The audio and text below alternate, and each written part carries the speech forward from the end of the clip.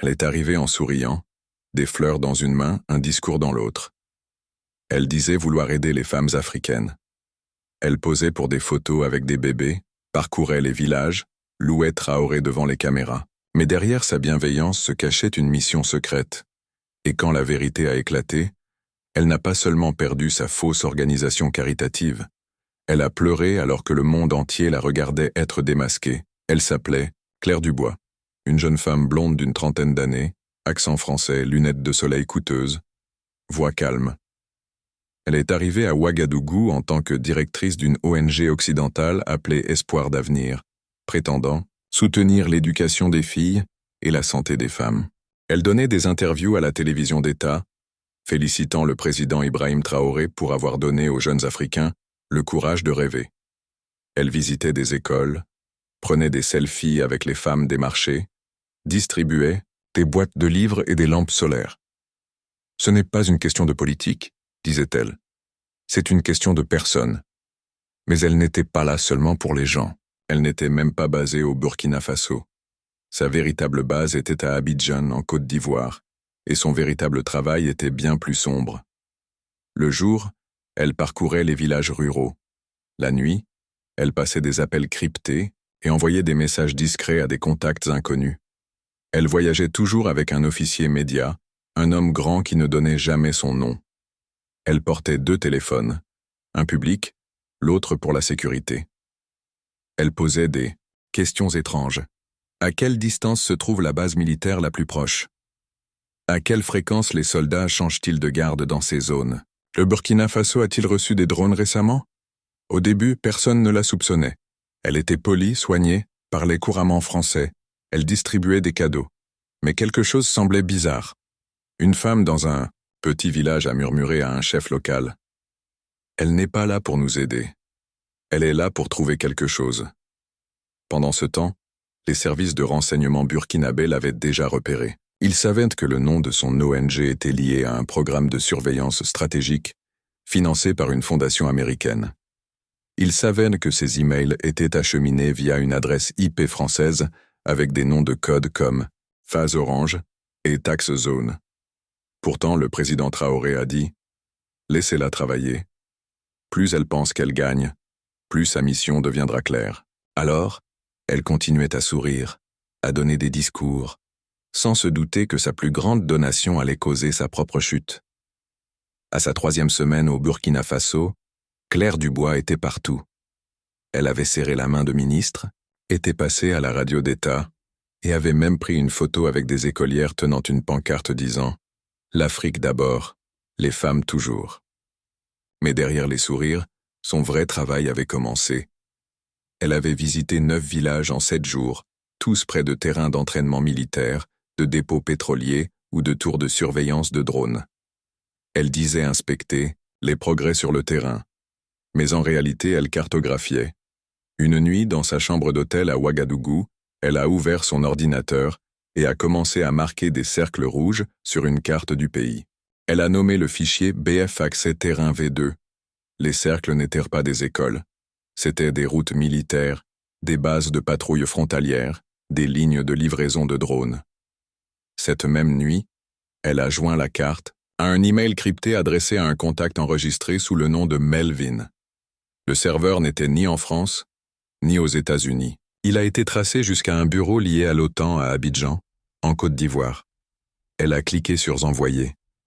Elle a souri. Elle pensait que personne n'avait rien vu. Mais ce qu'elle ignorait, c'est que son ordinateur avait été cloné. Tout ce qu'elle tapait était lu en temps réel par les services de renseignement burkinabés. Au moment où elle a envoyé l'email, le président Ibrahim Traoré a reçu une copie sur sa ligne cryptée. Il a regardé la carte. Il a étudié les noms de code. Puis il a décroché le téléphone et a dit « Laissez-la continuer. Elle vient de confirmer tout ce que nous suspections. » Le lendemain matin, Claire organisait un petit déjeuner avec des journalistes étrangers. Elle portait du blanc. Elle qualifiait le Burkina Faso de « espoir montant de la région ». Mais quand un journaliste local lui a demandé pourquoi son ONG ne travaillait que dans des zones à forte présence militaire, elle a ri nerveusement et a répondu « Pure coïncidence. Nous allons là où l'aide est nécessaire. » La vraie coïncidence, Ce même jour, l'équipe de sécurité présidentielle a découvert une clé USB cachée dans un tube de rouge à lèvres factice dans son sac. À l'intérieur, des blurs, images satellites, des schémas de vol de drones, des photos de convois gouvernementaux. Le temps des faux-semblants touchait à sa fin. Mais le président Traoré ne voulait pas qu'elle soit arrêtée en silence. Il voulait que le monde voie. Alors, il lui a envoyé une invitation polie. Vous êtes invité à prendre la parole à la conférence nationale sur la souveraineté africaine en tant qu'invité d'honneur. Elle a accepté, excitée, confiante, totalement inconsciente qu'elle marchait vers sa propre exposition publique. L'événement était grandiose. Les drapeaux flottaient, les caméras clignotaient, et un tapis rouge s'étendait sur les marches de l'Assemblée nationale. À l'intérieur, des centaines de personnes étaient réunies, ministres, étudiants, diplomates étrangers, journalistes. Au centre de tout cela, Claire Dubois. Elle portait une robe africaine éclatante. Elle souriait à tout le monde. Elle saluait comme une célébrité. Une banderole au-dessus de la scène proclamait « Souveraineté africaine, notre voix, notre avenir ». Claire devait parler lors du dernier panel, une session de clôture intitulée « Comment les partenariats étrangers renforcent l'Afrique ». Elle avait soigneusement préparé son discours. Le partenariat, avait-elle écrit, repose sur l'amour, la vérité et la confiance. Mais alors qu'elle répétait en coulisses, elle ignorait que le président qu'elle avait tant loué allait transformer ses éloges en sa chute. Le président Ibrahim Traoré est arrivé sans fanfare, pas de discours, pas d'annonce. Il est simplement entré au milieu d'un panel, s'est assis discrètement et l'a observé depuis la 3e rangée. Elle l'a remarqué. Elle a souri à nouveau. Puis, quand son nom a été appelé, elle est montée sur scène avec une confiance totale. Le Burkina Faso est une lumière éclatante, a-t-elle commencé. J'ai parcouru ses villages, parlé à ses femmes, vu son espoir. Le public a applaudi poliment. Elle a continué. Nous, la communauté mondiale, ne sommes pas là pour contrôler. Nous sommes là pour servir. Nous sommes vos amis. Alors, le président Traoré s'est levé. La foule s'est tournée. Le modérateur s'est écarté. Traoré s'est avancé lentement vers l'avant de la salle. « Madame Claire, a-t-il dit doucement, vous parlez de confiance. Auriez-vous assez confiance en nous pour répondre à quelques questions en direct ?» Claire s'est figée.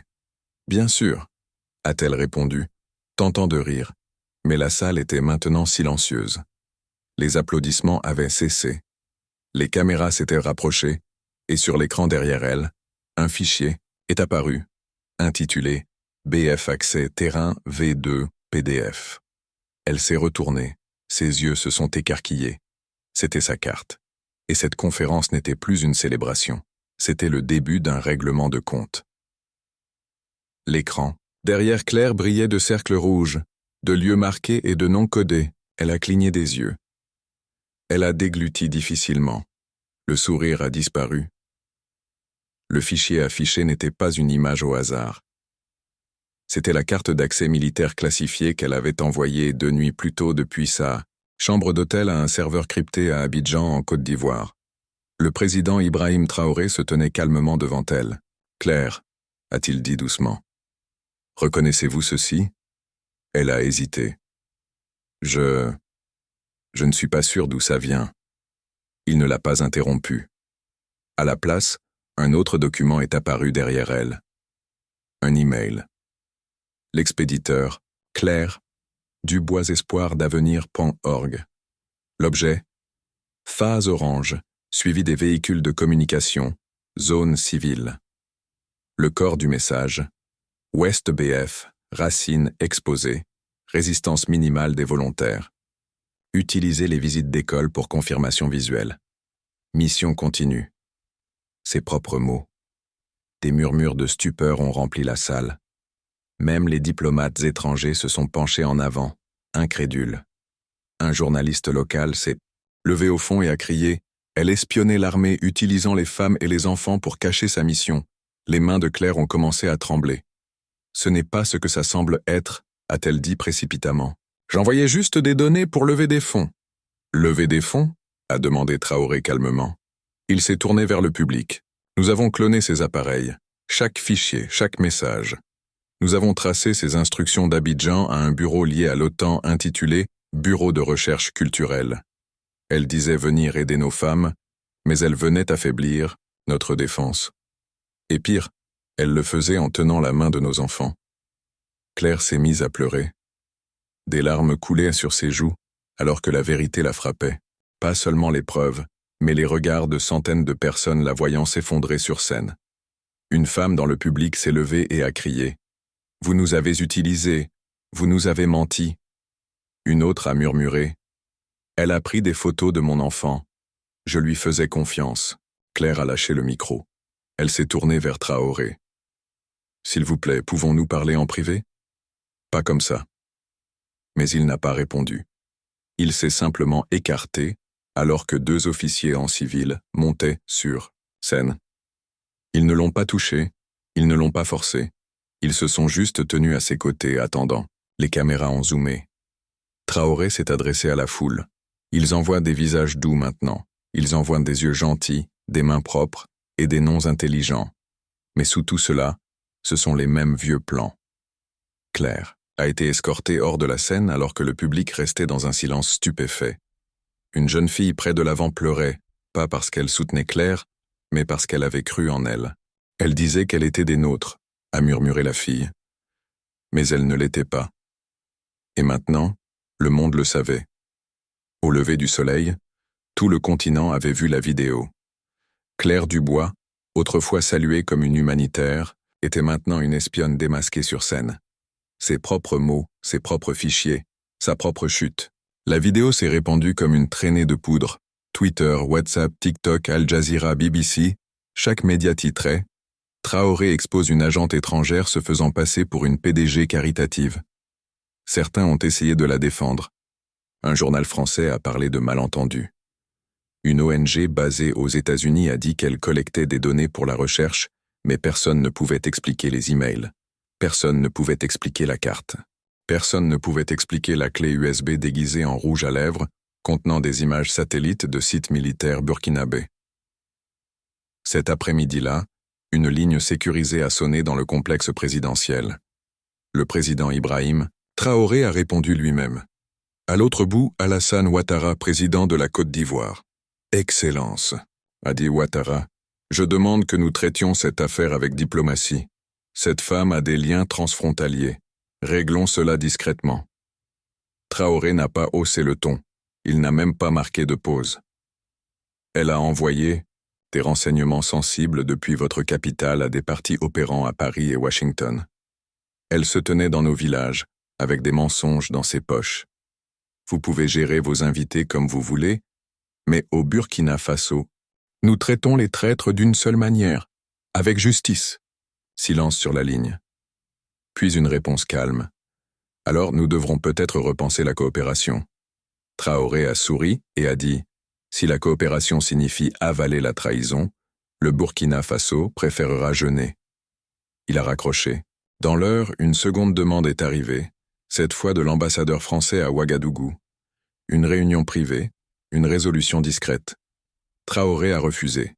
À la place, il s'est rendu au centre de presse national et a prononcé l'un des discours les plus courts de sa présidence. Il nous demande d'oublier, il nous demande de pardonner, mais il ne se demande jamais ce que nous ressentons quand leurs agents s'assoient dans nos maisons, serrent nos mains et envoient nos secrets à travers les océans. Dans le public se trouvaient des villageois des endroits visités par Claire, des mères, des enseignants, même des enfants photographiés. Une femme s'est levée et a dit « Monsieur le Président, merci de protéger notre confiance. » Cette nuit-là, à travers l'Afrique, on ne parlait pas seulement de l'espionne. On parlait du moment où le masque était tombé. Pas par la force, mais par une vérité calme. Et Claire, elle était dans une installation gouvernementale, juste à l'extérieur de Ouagadougou, pas de caméra, pas de presse, juste un carnet et le poids du piège qu'elle pensait avoir tendu, maintenant refermé sur elle.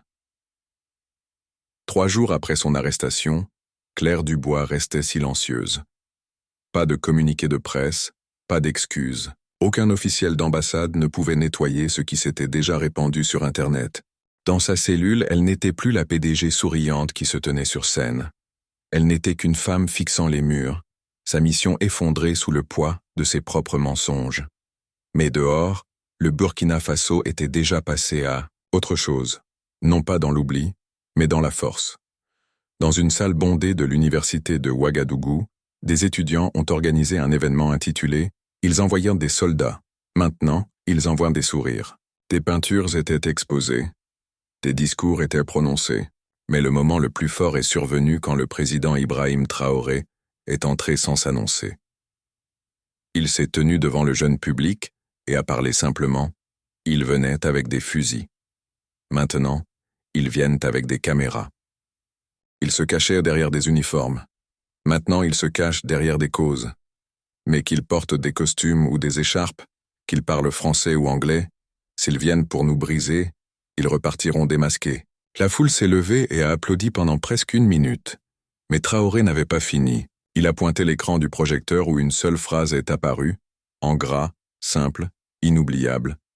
Le prochain qu'ils enverront sera reçu de la même manière, calmement observé et impardonnable.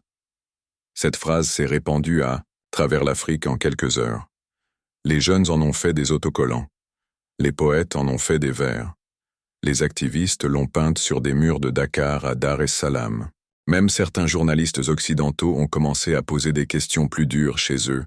Pourquoi continuons-nous à être pris là où nous prétendons aider? Pendant ce temps, l'histoire de Claire Dubois est devenue un symbole, non seulement d'espionnage, mais d'une vérité plus large. L'Afrique n'est plus un terrain facile, et le Burkina Faso sous Ibrahim Traoré ne s'inclinera plus devant une diplomatie déguisée en tromperie. Quant à Claire, elle a finalement été libérée mais interdite à vie de revenir au Burkina Faso ou dans toute nation alliée du Sahel. Son nom est maintenant associé non pas à sa charité, mais au moment où, sur scène, tenant un micro, elle s'est retrouvée prise, exposée et écrasée par la vérité.